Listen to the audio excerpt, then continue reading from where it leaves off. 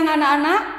Ibu berharap kalian dalam keadaan sehat dan tetap bersemangat untuk mengikuti setiap proses pembelajaran kita walaupun kalian tetap tinggal di rumah. Hari ini kita akan membahas materi matematika wajib untuk kelas 10, yaitu materi aturan sinus dan kosinus. Aturan sinus dan kosinus sebenarnya merupakan aturan dalam perhitungan matematika yang digunakan untuk perhitungan dalam segitiga. Ibu akan mengajak kalian untuk menemukan rumus aturan sinus dan rumus aturan kosinus. Kita mulai dari rumus aturan sinus. Kalian perhatikan segitiga ABC. Segitiga ABC sembarang. Lalu kita akan tarik garis tegak lurus dari titik C ke bidang AB. Maka nanti kita dapat garis CD. Lalu dari titik B, kita tarik garis tegak lurus pada bidang AC. Kita buat titik E. Jadi garis yang memotong tegak lurus kepada bidang AC adalah garis BE. Lalu kita perhatikan segitiga CB, segitiga DBC, segitiga DBC. Kalau kalian perhatikan segitiga DBC, lalu kalian ingat rumus perbandingan trigonometri sinus. Rumus sinus itu kan sisi depan dibagi dengan sisi miring. Maka sisi depan di sini adalah CD. Jadi CD per A itu sama dengan sinus B. Atau kalau kita ringkas berarti CD sama dengan A dikali sinus B. Kemudian kita perhatikan segitiga yang di sebelahnya, yaitu segitiga CAD. Segitiga CAD mempunyai sudut A dan sisi depannya CD, sedangkan sisi miringnya adalah B. Maka CD sama dengan B sin A. Kemudian persamaan 1 dan persamaan 2 tadi, yang sama-sama CD tadi, kita buat persamaan, maka A sin B sama dengan B sin A. Kemudian dengan proses membagi sinus A, membagi sinus B, maka akan didapatkan A per sin A sama dengan B per sin B. Langkah selanjutnya kita akan meninjau segitiga EAB.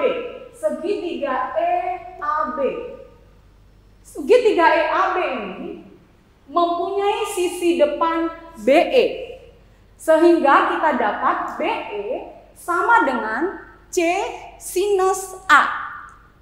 Kalau di sebelahnya yaitu segitiga BCE, tetap bahwa sisi depannya adalah BE, maka BE sama dengan A sin C. Dengan proses yang sama seperti persamaan 1 dan persamaan 2 tadi yang kita sudah buat persamaan, maka nanti kita dapatkan bahwa A per sin A sama dengan C per sin C.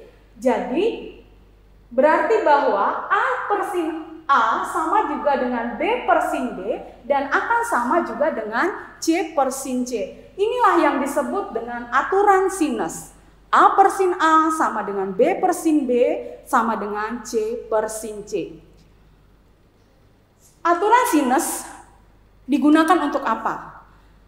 Ya, ketika kita akan menentukan unsur-unsur dalam suatu segitiga, maka kita bisa menggunakan aturan sinus apabila paling sedikit ada 2 sudut yang diketahui dan 1 sisi yang diketahui. Yang kedua, apabila ada 2 sisi yang diketahui dan ada 1 sudut di hadapan sisi yang sudah diketahui. Jadi itu yang bisa kita kerjakan dengan aturan sinus. Nanti kita akan lihat contoh soalnya. Sekarang kita akan membuktikan aturan kosinus. Dengan kita membuat lagi sebuah segitiga sembarang ABC. Lalu kita tarik garis tegak lurus C ke bidang AB, maka dapatlah garis CD. Ini tegak lurus. Lalu dengan menggunakan dalil Pythagoras, maka kita dapat bahwa CD kuadrat sama dengan A kuadrat dikurang BD kuadrat. Ini merupakan persamaan satu. Kemudian ketika kita perhatikan segitiga CAD, kita lihat bahwa CD ini adalah sisi muka, AD sisi samping, dan B merupakan sisi miringnya. Maka kita dapat hubungan bahwa CD adalah B dikali sinus A. Kalau AD sama dengan B kosinus A. Nah, lalu kita lihat AB. AB itu C. AB itu sisi di hadapan sudut C. Dia besarnya C. Nah, tadi di persamaan satu kita ada memerlukan BD. BD itu berapa? Sementara di segitiga ini kita belum tahu BD itu berapa. Nah, BD itu adalah AB dikurang AD. AB itu sepanjang C dan AD di B cos A. Sehingga ketika persamaan 2 dan persamaan 3 kita substitusi ke persamaan 1, maka B sin A kuadrat itu akan sama dengan A kuadrat dikurang buka kurung C dikurang B kosinus A tutup kurung pangkat 2. Maka nanti kalau kita uraikan dapat B kuadrat sin kuadrat A sama dengan A kuadrat min C kuadrat plus 2BC kosinus A dikurang B kuadrat kosinus kuadrat A. Lalu kita proses, maka nanti dapat suatu persamaan A kuadrat min C kuadrat ditambah 2BC cos A.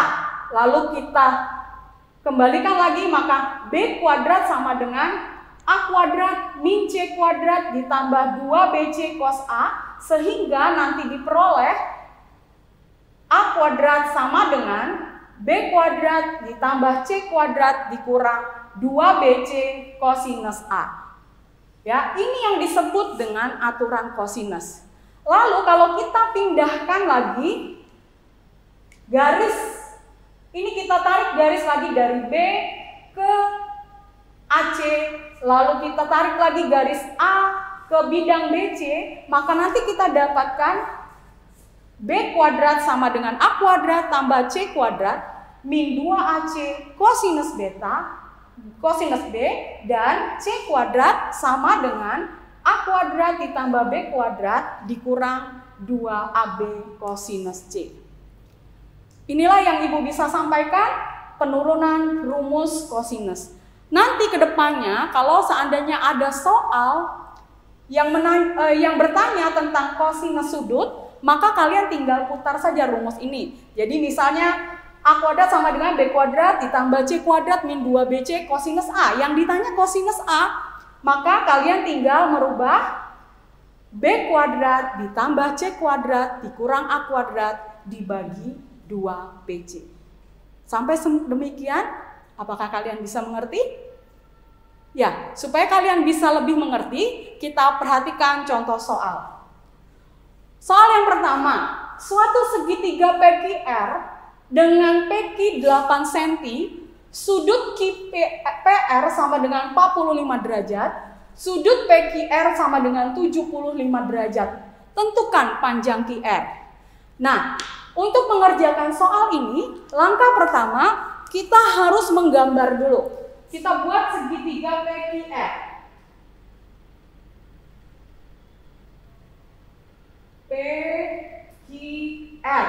Kalau kita menamai titik, dia harus berlawanan dengan arah jarum jam. Jadi ini PQR. Lalu diketahui katanya PQ 8, kemudian QPR. QPR berarti di sini ya 45 derajat. Kemudian PQR 75 derajat. Maka yang ditanya QR. Anak-anak tadi Ibu sudah menjelaskan bahwa kalau ada dua sudut yang diketahui, maka kita bisa menggunakan aturan sinus. Ya, kita bisa menggunakan aturan sinus. Karena yang ditanya QR, berarti nanti rumusnya menjadi QR dibagi sinus di depan sisi ini sudut apa? 45 derajat akan sama dengan mana yang diketahui sisinya? Oh, yang 8, tapi sudut R kita belum tahu. Kita buat dulu sisinya ya, 8. Nah, lalu sinus berapa sinus R ini? Kita belum tahu. Nah, kalian pasti ingat bahwa segitiga itu kan terdiri dari 180 derajat. Berarti sudut R itu sama dengan 180 derajat dikurang 45 derajat ditambah 75 derajat. Ini 120. Jadi 180 derajat dikurang 120, 60 derajat. Berarti ini kita isi dengan 60 derajat. Kemudian kita sampai di sini aja ya. Kita lihat bahwa QR itu sama dengan 8 dikali sinus 45 derajat dibagi dengan sinus 60 derajat. Sinus 45 itu setengah akar 2, sinus 60 berapa? Setengah akar 3. Ini kita bisa coret, lalu kita rasionalkan, kali akar 3 per akar 3. Maka diperoleh 8/3 akar 6. Jadi QR sebesar 8/3 akar 6. Itu contoh yang pertama. Lalu contoh yang kedua. Dalam sebuah lingkaran yang berjari-jari 10 cm, dibuat sebuah segi 12. Tentukan panjang sisi segi 12 tersebut. Mari kita gambar dulu segi 12-nya seperti apa ya. Dia ada di dalam lingkaran. Saya buat dari dalam lingkaran dulu untuk membantu. Lalu saya bagi 12 karena dia segi 12. Kita bagi ini menjadi 12. Nah, anggap saja sama ya. Maaf gambarnya agak tidak simetris, gitu ya. Oke. Lalu ini seperti ini. Jadilah nanti dia segi 12.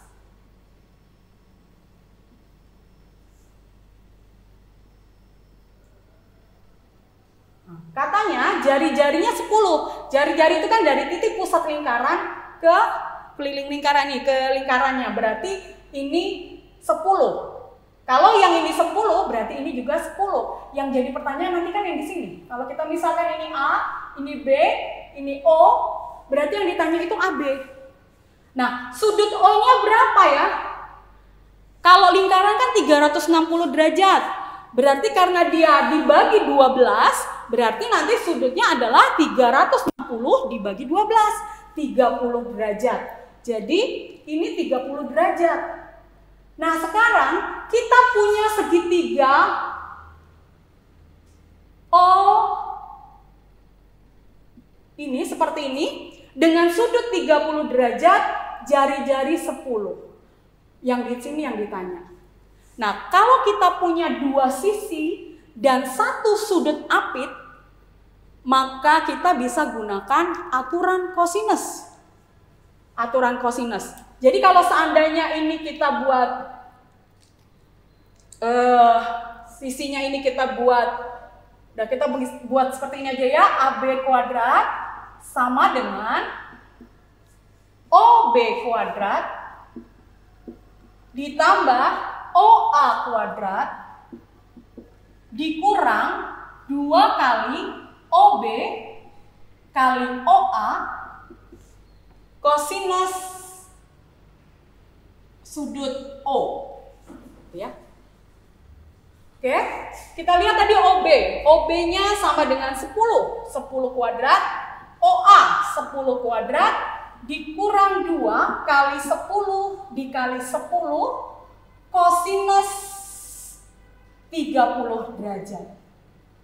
Ya, maka dapat 100 ditambah 100 dikurang 200 kali kosinus 30. Kosinus 30 itu setengah akar 3. Maka dapat 200 dikurang 100 akar 3. Ini AB kuadrat. Karena yang ditanya sisi segi 12 tersebut, maka AB sama dengan akar dari 200 dikurang 100 akar 3. Ini bisa kita sederhanakan menjadi 100 dikali 2 min akar 3. Nah, akar dari 100 berapa? 10. Jadi AB sama dengan 10 akar 3. 10 dikali 2 min akar 3. Sampai sini, apakah bisa dimengerti? Selanjutnya kita mau lihat soal yang ketiga. Ya, sekarang kita lihat contoh soal nomor 3. Sebuah kapal laut berlayar ke arah timur sejauh 60 km. Kalau kita gambar, seandainya ini ada kapal, nggak tahu ini kapal atau perahu ya, nggak apa-apa lah ya, anggap saja. Dia akan, ini ke arah sana kan, ke arah utara ya, katanya berlayar ke arah timur sejauh 60 km. Nah, ini 60 km. Lalu katanya dia memutar kemudi, kalau utara ke sini, dia memutar kemudi sejauh 30 derajat. Berarti ke arah sini. 30 derajat. Sejauh 40 km. Nah, lalu dia sampailah kapal tadi di sini. Jadi ketika di sini dia mengubah arah menjadi sudut arahnya 30 derajat dan dia sampai di sini. Yang ditanya adalah jarak kapal dari mula-mula. Jadi jarak kapal dari sini ke sini. Kalau kita buat ini A, ini kita buat B, ini kita buat C, yang ditanya itu AC. Ya, ternyata soal ini adalah soal yang bisa kita kerjakan dengan aturan kosinus. Karena ada 2 sisi yang diketahui dan 1 sudut yang diketahui. Walaupun ini ini sudutnya sudah diketahui ya. Berapa sudutnya sebenarnya? Sebenarnya sudut ini berapa? Apakah 30 derajat? Bukan ya, sudut ini sebenarnya kan di sini tegak lurus nih. Ini 90 tambah 30. Jadi sebenarnya sudut ini adalah sudut 120 derajat. Ya, jadi C kecilnya itu 60. C kecil 60. Lalu A kecil sama dengan 40. A kecil itu sudut sisi di hadapan sudut A ya. Lalu sudut B itu sama dengan 120 derajat.